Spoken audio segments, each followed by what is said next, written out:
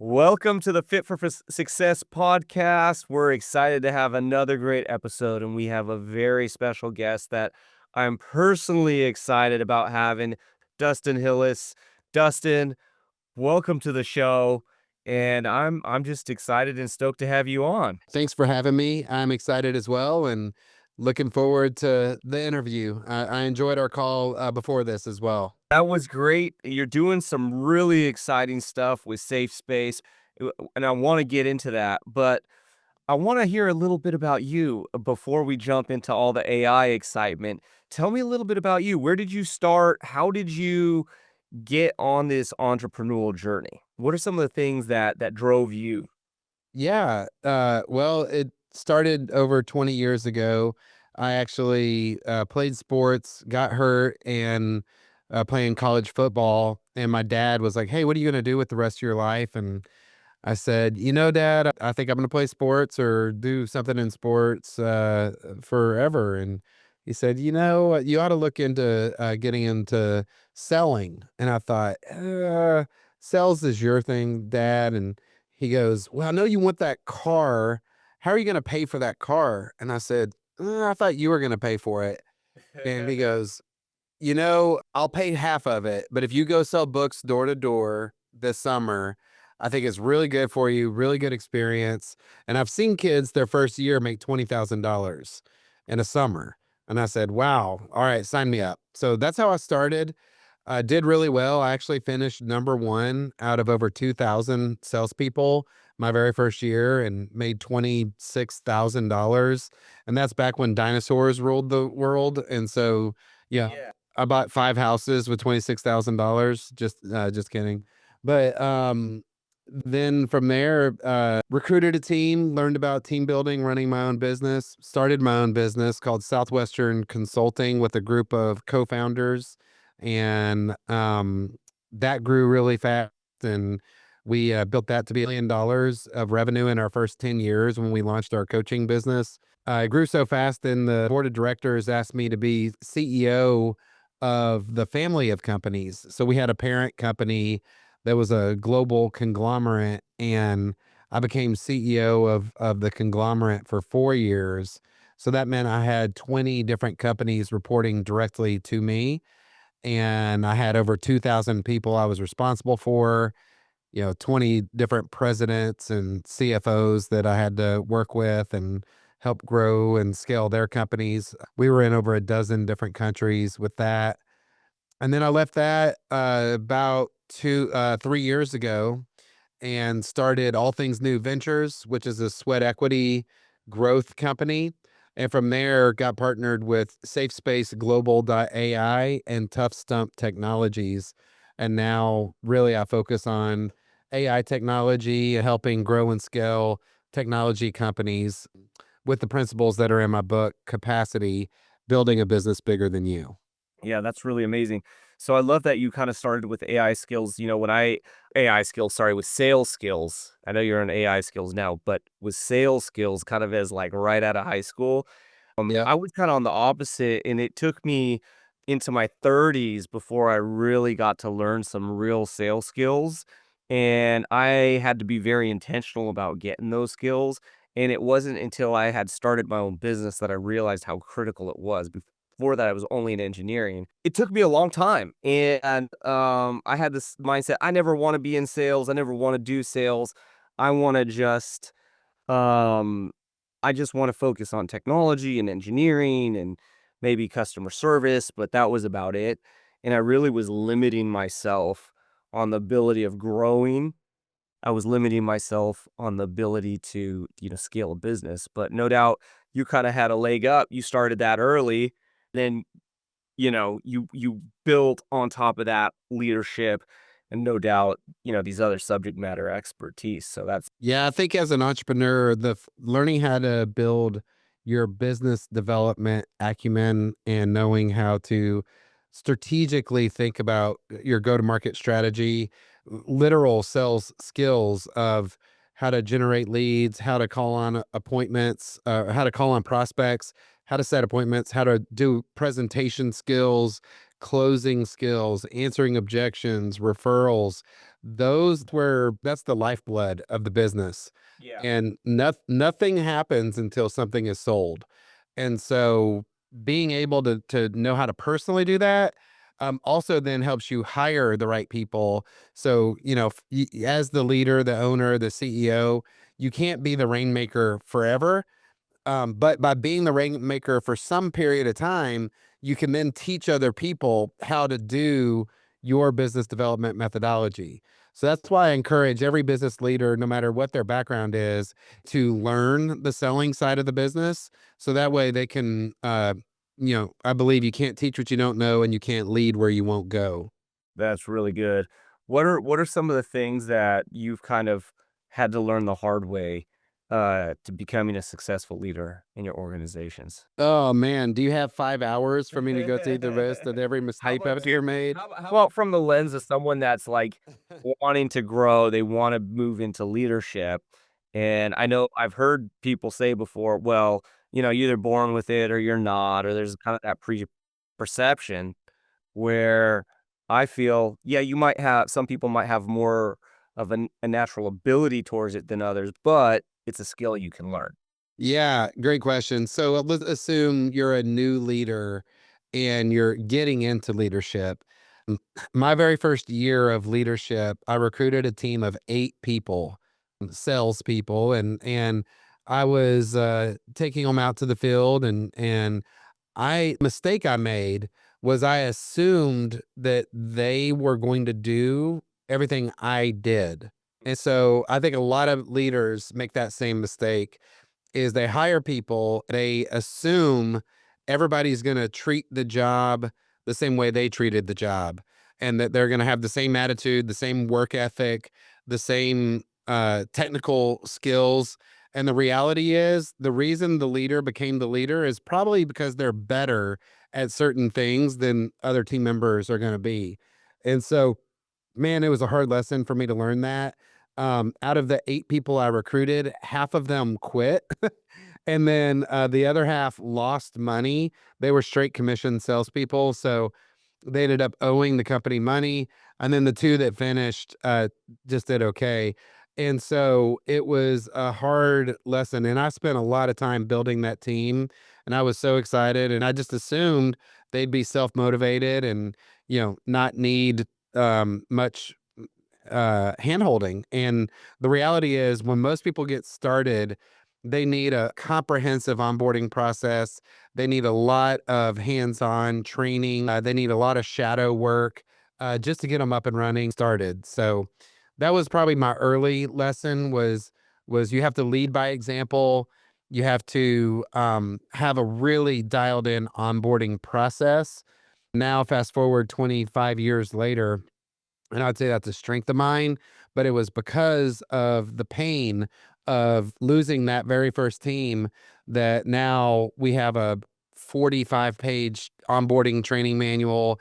We have a global learning management system that you can train London, the Netherlands, and all across the United States, and they can all get trained on our online learning platform.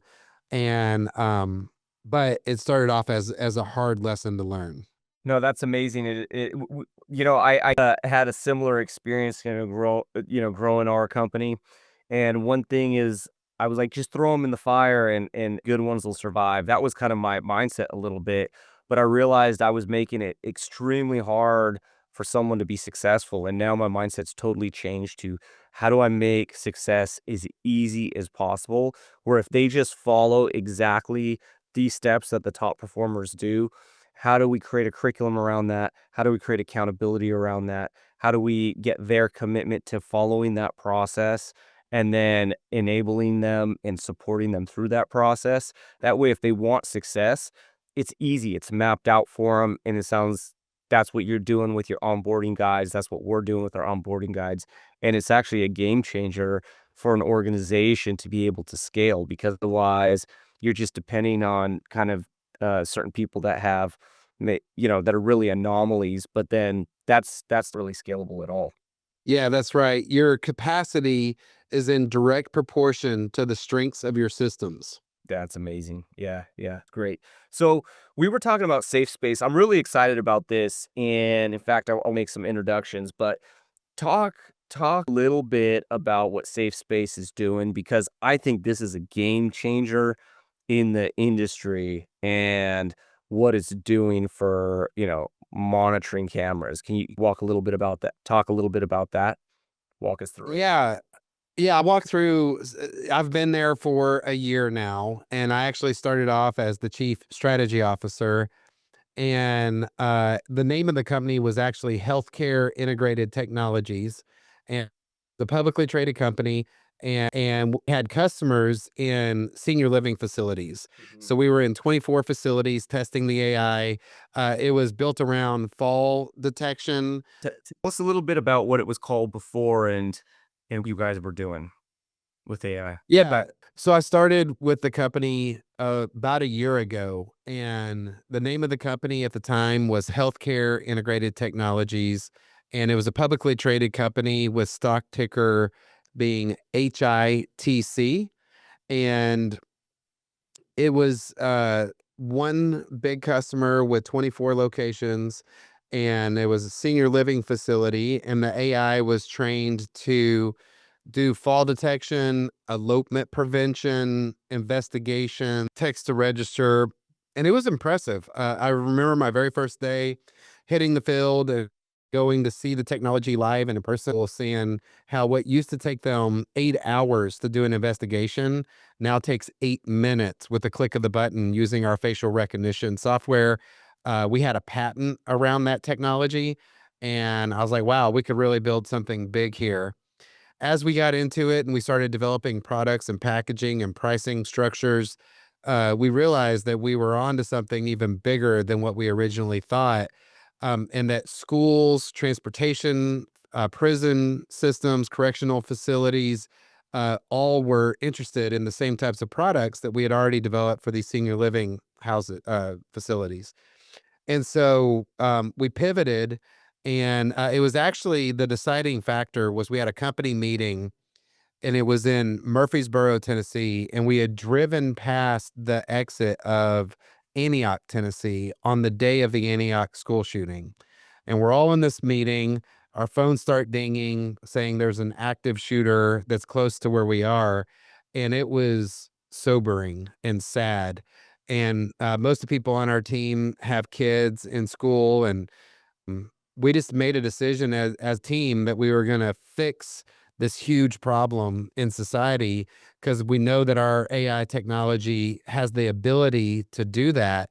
So we changed the company name from Healthcare Integrated Technologies to SafeSpace Global Corporation, changed our website to www.safespaceglobal.ai, and we went through a FINRA approved name change.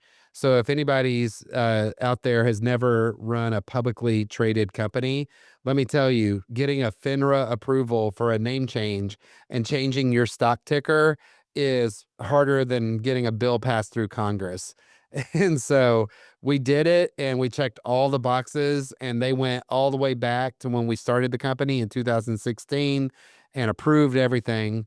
And now the name is a much better global. So we have offices in Singapore, we have offices in India, and we have team members in Europe, and then all through the United States. And so Safe Space Global is really the name that is a fit now. I think it's a great name, and I think it was probably worth it because it really is what you're doing. So, you know, reminds me of the movie Minority Report or a Hollywood movie, like, where before you think there's a camera, they could pick a criminal up in a second, and that really wasn't the reality because you had before this, you just had humans looking at cameras, and you know, how many cameras can you look at actively? Even if you're looking at a camera, you can't remember every single person's face that's on the most wanted list, let's say, for example, if Yeah. Yeah. or everything. What if have a bite of food or need to go to the restroom? It's just not even a reality, but this is really kind of turning that into a reality. Yeah. It's funny. One of my business partners, Ben Brown with Tough Stump Technologies, he always says that is non-military person in Tough Stump. Well, now we have a few more, but I was the first. And most of the team members are former special ops folks, and a good number of them were combat controllers. And for the military people out there who knows, what a controller is, they're kind of the top of the special ops. And we have, I think, 6 of them on the team. And so it's an honor to be business partners with these guys who have possibly seen the world at some point. In my mind, I imagine what they're doing, and the only context I have are the things like the movies, The Minority Report, or Rambo, or whatever. And he just laughs and he's like, "Yeah, everybody thinks it's like the movies, but the reality is we're just out there, physically kicking ass, and we not have the things you see on the movies to really make it happen." But you're right, times are changing, and even the world of drone foresight to build out a drone tech company, and now you look, these drones, they're getting in with all kinds of different technology, and the military is looking at every kind of application to automate different things, and to you know uh, be able to protect our heroes, our nation, from the adversaries, and obviously plays a huge role in making sure that we have the most cutting edge weapons and surveillance and tracking available. And it is in that people things can do a lot more than they can. And in the past 2 or 3 years, AI has actually made it like the Jetsons, where everything you see on the Jetsons, you can pretty much do now. We actually have flying cars now. And so you what's possible with quantum computing, you look at what's possible with, um, all of the different technologies that are being developed, blockchain technology for security, and the sky's the limit when you combine supercomputing with AI, with where the world is right now. So it's pretty inspiring, and I'm glad to be alive during this time. That's great. Question for you. So, how can your safe space, really go into any kind of camera feed? And what does it look like from a costing perspective for an organization versus maybe what they've been doing? Yeah, great question. Safe Space is our vision is to be the global leader in multimodal AI technology, and our mission is to help save lives.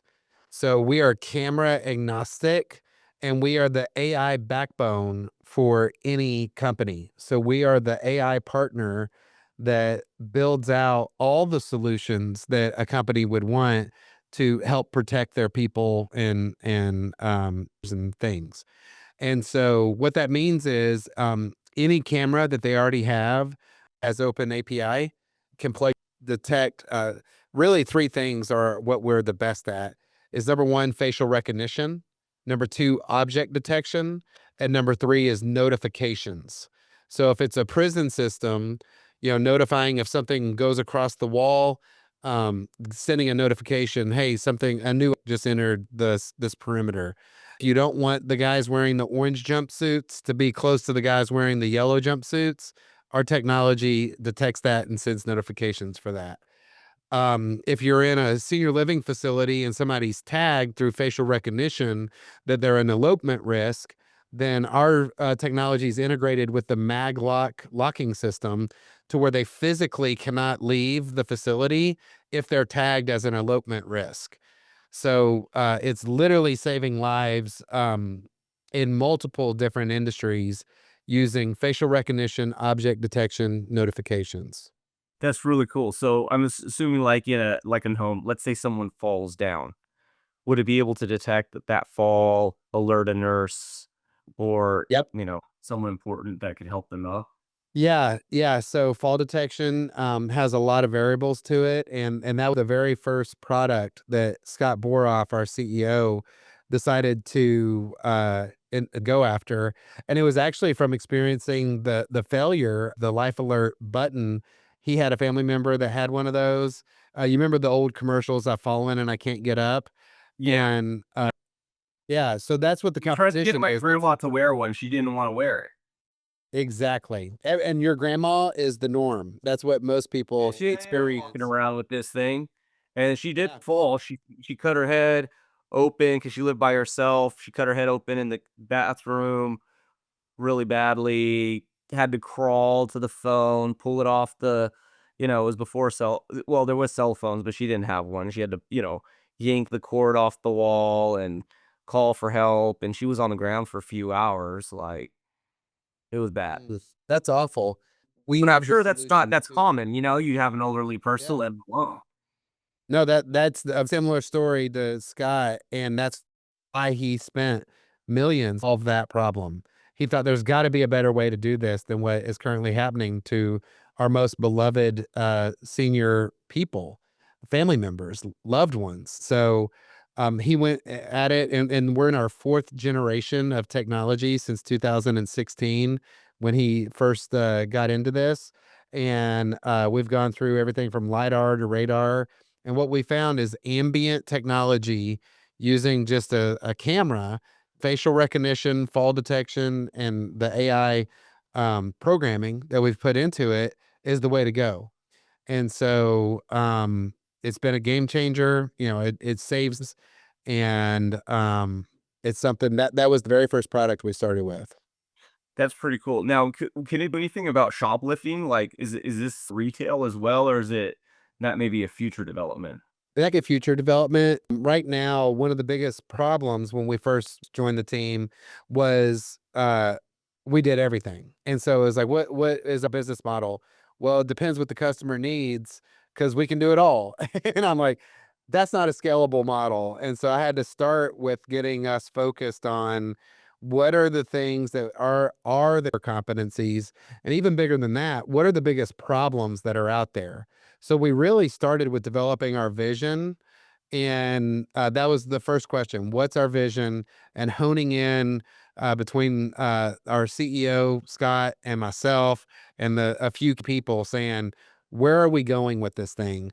And we were all motivated and had contacts globally. I'd already run a global company, so one of the things we said is, "Let's make it a global company. Let's come out of the gates big and hard and fast." Number two is we need to be camera agnostic because we didn't want to be pinned down to edge technology, which could be outdated and it's way harder to be in the manufacturing game. So the CEO was very clear. Scott said, I do in the software space. And then the mission, he really looked at the products was, hey, look at this. We're saving lives. So really creating our mission statement, we help save lives, was a huge cornerstone to provide the focus of what we needed to do.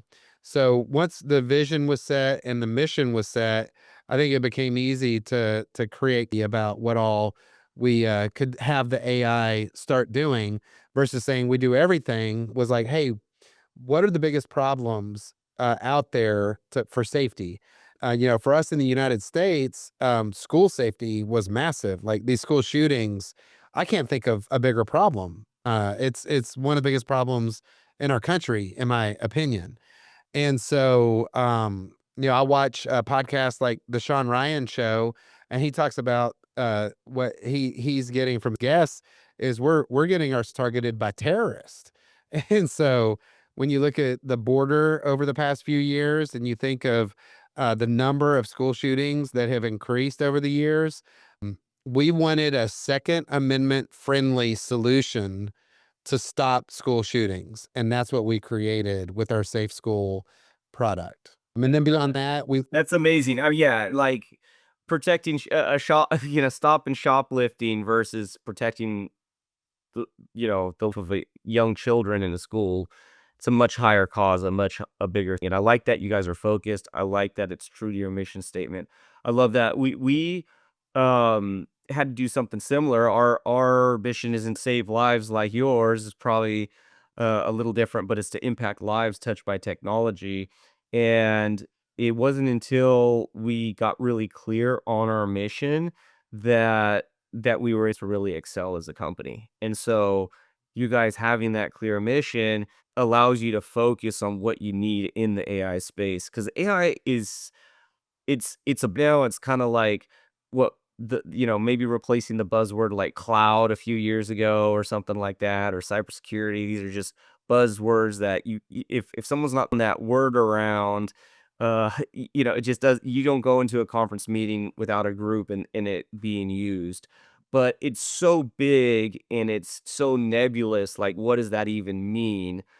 And so the same thing with we're in the AI space, as you know, we had that conversation.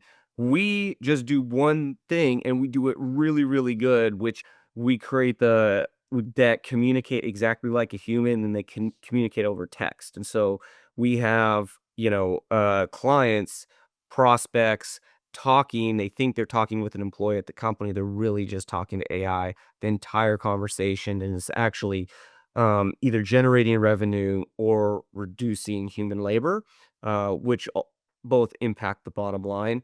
But it wasn't until we got really clear, we cut out all the other objectives that you possibly could do with AI and said, let's get really, really good at. And I like to have that clarity with safe space. And I can't think of a more noble cause than saving lives of children and helping elderly people. It's beautiful. Thank you for that. The mission is what drives us. And what's cool is we're up to 80 team members worldwide now. And if you were to individually interview any of our team members and said, "Why are you here?" They would say the mission, and they'd say, "I'm here to help save lives." Our executive team, if you looked at our website and went to SafeSpaceGlobal.AI and just clicked on the About Us section, you would see the executive team have slayed many a dragons in their life. They've made a ton of money. Our CTO was one of 6 founders that built Pro Karma that was valued at over $1.6 billion and had a successful exit. And Scott Boroff, our CEO, took a public company up to almost a billion, and on and on and on. So we're not in it for the money. It's great that we're in a publicly traded company that you can. We believe that AI is the most powerful tool that's ever been created, and we want to be in the game influencing the most powerful tool ever that one day is probably going to be autonomous, and the training that goes into it now will matter. And training it to save lives is what it's all about. In the special ops community, they talk about, the difference between a good and evil person? And, the first time I heard that, I was like, that would be interesting. What's your thought on that? Because these guys have fought and killed many, many bad guys. And they said it's very simple. The good guys value life. The bad guys do not care about life. That's the difference between the good guys and the bad guys. And I thought, wow, that's interesting. And they said, yeah, we're in these communist countries and places where they don't understand. We'll send in 6 people that are highly trained, the most valuable assets that our government has to save one human, one United States citizen. And they don't get it. Like a communist country doesn't understand why we would sacrifice 6 people's lives to save one person's life because they don't value life. And so I think AI is that times a million. Is we need to train AI to value life, and if we're the ones training it, and then when it can think on its own, then that's what it's going to know, and we're playing a role in that. I've never heard that explanation, but it makes it pretty clear, and I like that. It's a nice explanation. Let's do this. What do you think is gonna happen in the economy, white collar jobs? I've been watching a lot of news clips. No doubt you've been. A lot of people are saying, "Hey, there's gonna be all these massive layoffs uh, due to AI. Postings are down." Where do you think it's going? Where with AI? Yeah, either you get on board now or you're going to get left behind. So I would highly bring your head in the sand. But I'm not a doomsdayer. I do. Let's see. Are you okay to hear? Did something just happen? No, I can hear you. Okay. All right. Just making sure. So I'll go back just a second. So I'm not a doomsdayer where I think, oh, this is just the end of the world. I think this is the enhancement to the world. And I do think humans need to be involved. And this cannot just be set it and forget it type of environment. I think that anybody who has the skills to do it, you need to be in the game. And there will be businesses, there already are businesses that are hiring the head of AI integration, hiring companies like SafeSpaceGlobal.AI to be part of their safety and security solutions. It all is going a difference of integrating all the different facets, all the different pieces, all the different parts. The specific white collar jobs that you were just referencing, and I know this is something that's really cool with what you guys are doing, um, is the agentic agents, the agents that can just jobs that used to be human labor do. And as CEO of in my former life, we used to do huge 5-year forecast and ask 2 or 3 different CFOs and a couple of controllers to team up and create this year business model where we had to do forecasting, we had to do a market analysis, we had to create compensation plans, and they would leave this meeting after me giving them a prompt, and then they would work together for a few hours, come back with their outline of what your business plan could look like. I'd give them more prompting around what should be in the business plan. Then they'd go spend a few more hours working on it, put it in a spreadsheet, put pivot tables together, model it out, come back, we would review it again, and it would be all messed up and we would change things. And then after about 5 to 10 meetings and months of putting something together, we would have a new model or a new 5-year business to model out the financial dynamics of the acquisition. Now I literally pull out my phone and talk into Chat GPT, and I can create a 5-year forecast and a business model that used to take 7 humans a month to do, that were high paid, 6-figure income earners. And after about one very prompt and then correction prompts, by my third prompt, I've got a 5-year business plan. It's pretty remarkable, and I agree with you actually. I do think the games those are the games we change. It's kinda like when computers came out. I tell a story about my dad. He was born in '48, and he got into the graphic design, and back before, there was computers and Macs, all that work was dumb hands. So he worked at a place that, they did big billboards, magazine, ads, all that kind of stuff. And that was all done with, different tools, printers. Doing the math with their slide rule. Oh yeah, yeah, exactly. You look at the old Life magazines and stuff like that from back in the day, right? That was not those ads were not made with uh, with a Mac or Photoshop or anything. And the company he was working at had about 200 employees when Mac really started getting going. Illustrator came out, and he was one of the first guys that said, "Hey, I want to learn this technology. I want to be on the it." So he learned it. He got really good.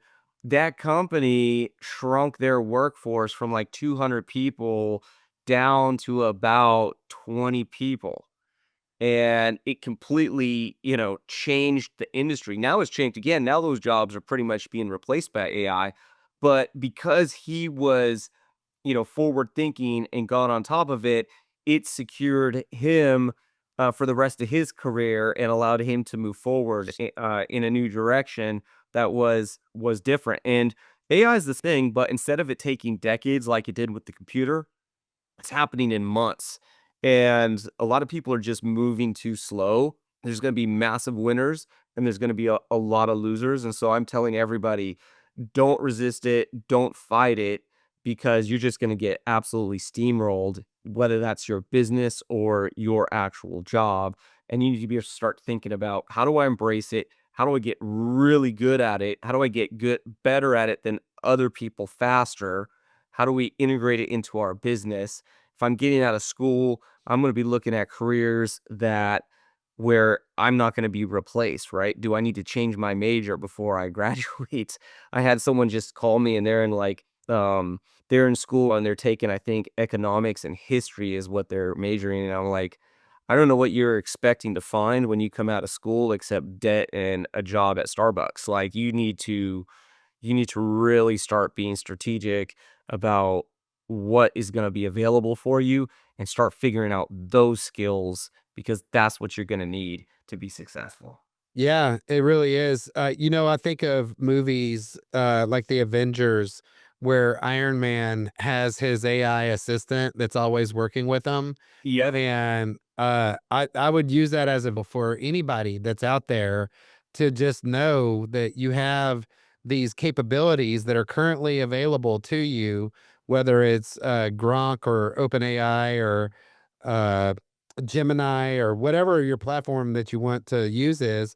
And it's funny, it doesn't matter who you are. My wife, the other day, she was like, "Well, I trained AI today," and I was like, "Oh, what was that?" And she loaded all my health numbers into it, and now, actually today, she's getting a DEXA scan, and she's going to load it into her AI and have it start comparing her health numbers, and use it for her health and her fitness, and use it for.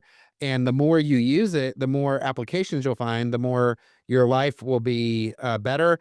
Also, the perception of you will be people. I mean, you'll be smarter. Like inherently, you're going to look at you differently. Like, damn, like this person knows everything. And it's like, yeah, I spend an hour a day asking my chat GPT some questions, and I'm learning more than I could learn reading 5 books by getting the world's information distilled down to a one-page summary of a question that I have. Oh, you're muted. I can't hear you. And that's really it, just staying on top of the change, like your wife, even in the personal thing, she's training it, getting it to get results, and, the human factor, I don't think everything's in by AI. In fact, the more I work with AI, I kinda think it's genius in some ways, but it's kinda stupid in others. There's just certain limitations, and there's a certain human element, and I think, being able customer service, sales, the human element is gonna be valued even more in the AI age, right? You can be like, "Hey, am I Yep. talking to an AI right now, or am I talking to Dustin?" And if I'm talking to Dustin, that has more value, in a lot of ways because you would be someone that can get certain results, not that AI can't, but just in a different way. And there's the human element that's just into our DNA. So I don't think that's really going away, but, we do live in, a capitalist world in a way, right? Where the economy is driven by results and by revenue. And so, from that standpoint, when it comes to what AI is capable of, it's just better to be first than last. Yeah, I'd say that there's a balance there and a responsibility. It is a huge advantage being in the United States of America, where we have the most resources, and we shouldn't take that for granted. And the other day, I was in Washington D.C., and we were talking with Senator Marsha Blackburn about some regulations that are needed within AI to make sure that we have a competitive, not just a competitive advantage, but we're not just allowing our adversaries to have the resources of America being used for harm. And so one of those was the initiative called the Blue AI certification. We have created that and are building all of our products around this. Senator Marsha Blackburn is totally on board with pushing this agenda forward. She actually brought FBI Director Kash Patel to a meeting and said, "Director Patel, I have somebody that has some questions for you. Go ahead, Dustin." And I was like, "Okay, here we go." So I stood up and said, "Hi, good to meet you, Director Patel. And we have some problems here in America where there's one company that has 2 million cameras currently installed in people's houses, in companies, that is spying on America, having AI chips training their data in China. And there was 250 thousand cameras in the state of Tennessee that are being trained in China. So if you allow Chinese chips in your AI cameras and you allow them to have that data. The reason they give the cameras away for almost free and they're flooding our market full of Chinese chips is because they don't care about the money. They want the data. The data is worth more to them. So we need to get on board with people understanding that there are threats out there, and we, as the United States of America, need to build companies that are safeguarding AI now before it is too late, and also using AI to build our companies to be competitively the winners and to do good. I mean, I believe America on showing people how to do things better. Now, is the United States of America perfect? Absolutely not. Have we made mistakes? Absolutely. Just like every country and world power has.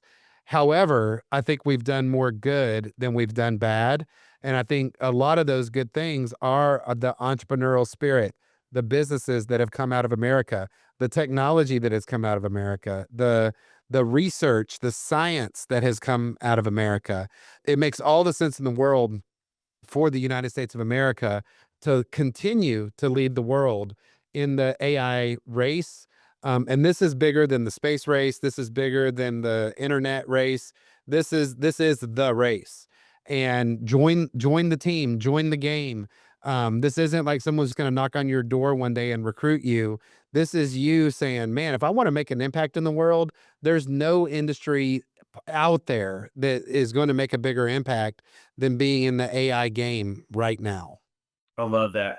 Well, I definitely have some introductions I want to do for you. I have a business partner of ours that is they're actually reselling our cybersecurity monitoring services, and I could go deep into how that's getting revolutionized by AI, but they're reselling that, but they actually their main bread and butter business is in the space of camera systems and installing security systems, all of that. And they're currently having a partner where the monitoring they're selling that monitoring to the clients, but not it. They have like a control center that is outsourced from them that they feed the cameras into, and they're basically reselling that service. But this could be something that could revolutionize that because obviously that control center is driven by humans right now. And that would be definitely worth a conversation introduction. And then we also have a big presence in the senior care and skilled nursing centers. We've serviced I think over 500 currently that are clients, and maybe more that are including some of the past clients. That might That would be an be opportunity. Yeah, absolutely. That's right. And that's who we're actively talking to. And I would really appreciate those connections, and we'll take care of them. I mean, Awesome. we're all in. We're all in. And so we'd talk with them and help them. Fantastic. Well, Dustin, thank you for being the Fit for Success podcast. I absolutely appreciate you being a guest here and getting some of your insights about what you're doing and some of your background. If people wanted to get a hold of you, what would be the best way for them to reach out and get a hold of you? Yeah, a couple of different ways. So number one, if you in more content, like some of the business principles we were talking about, my new book, Capacity, is here behind me. It's available on Amazon for pre-order currently. It's being published by Ben Bella Books. And if you wanted to bulk order and you go, you know what? I want to order like 10 copies of this book and give it to some friends or my team. We actually have bonuses. So for that, you would go to www.dustinhillis.com. It's just my name.com. And we have a form on there that you can fill out for bulk orders. And we have a 6 series audio video training on advanced application of the 6 pillars of capacity that are available if you order 10 copies or more. If you order 100 copies or more, you're invited to come spend a day here in Nashville at the Greatness Factory, where I'm physically at now. And we have a 200-person event space, and we're going to do a training conference on capacity for anybody that orders than 100 copies. And then if you order more than 1,000 copies, we're going to have people join me for a day in Cabo, and we're going to have Cabo, Mexico retreat for 1,000 copies or more and talk about how to integrate capacity into your life. If you're interested in hearing more about the AI business, you can just go to any publicly traded stock brokerage account. So if you have E-Trade, Fidelity, Schwab, and you just type in our ticker SSGC, and it'll come up and you'll see all of our news articles and all the publicly traded information on our publicly traded AI company. And if you want to hear more about the drone company we were talking about, toughstump.com is the website. If you want to hear more about tracking and training for first responders and military drones. I love that. Thank you, Dustin. Appreciate it, and look forward to continuing down this journey and seeing going as we're all your companies are going, and wish you the best of success and all of that.